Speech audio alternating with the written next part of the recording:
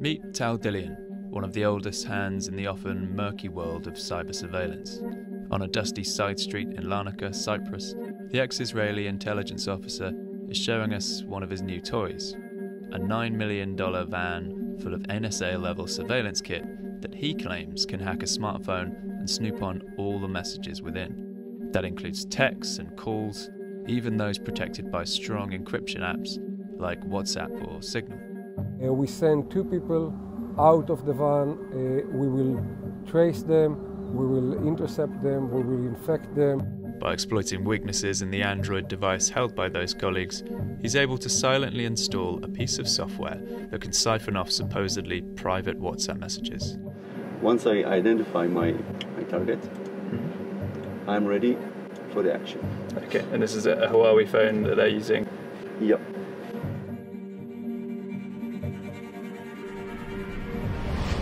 That's it. Okay, that's it, done. So the Yep. phone's now been, we can get the data from the phone right now. Okay.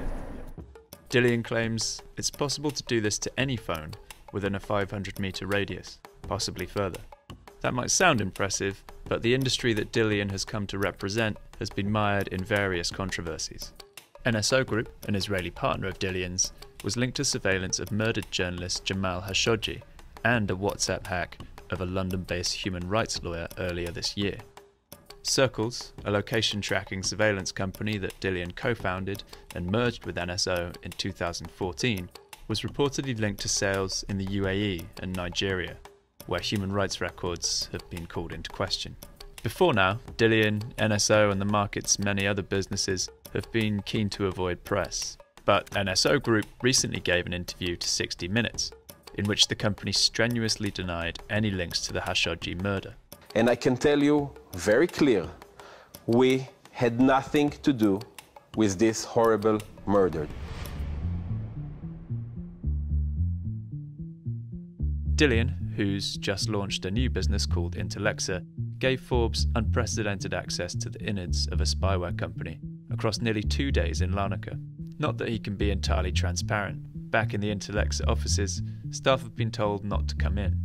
Those who are in have asked for their faces not to be shown. He talks us through the many powerful technologies he's offering governments.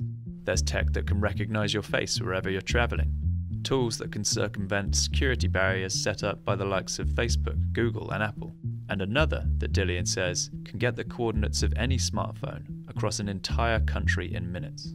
Actually, maybe you don't like to know it, but somebody knows exactly where you are all the time, because each of our devices just says, hey, I'm here every, I think, 15 minutes. Maybe I don't keep it, maybe I don't share it with others, but the knowledge is there. Dillian says the industry shouldn't have to hide. They're the good guys, stopping terrorists, drug cartels, and the worst of the worst by helping governments intercept their communications. It's more than hypocritic to say, oh, it's very bad to use Trojans. It's not very bad to use Trojans, and it's not very bad to use Wi-Fi interception or GSM interception or switch interception. None of the people that says it's very bad, unacceptable, would like to live in his neighborhood without all those systems around protecting him or her from crime or from drugs or from terrorism, okay?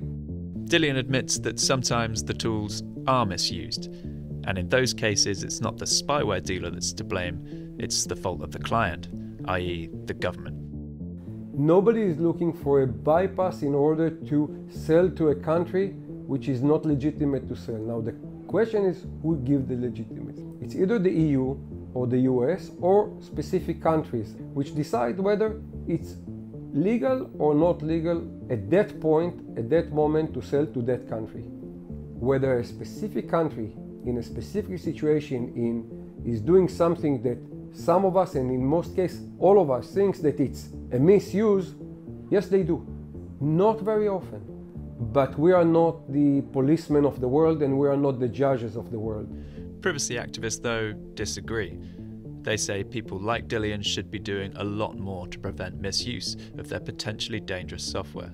Every single company has a responsibility to protect human rights, no matter where they are in the world and no matter what line of business they're in. Globally, export control laws certainly need to be updated, but that doesn't mean that until they are, that companies just have free rein to export to and facilitate whatever kind of abuses they're interested in. After our visit, here's what Dillian had to say about reported contracts with Nigeria and the UAE.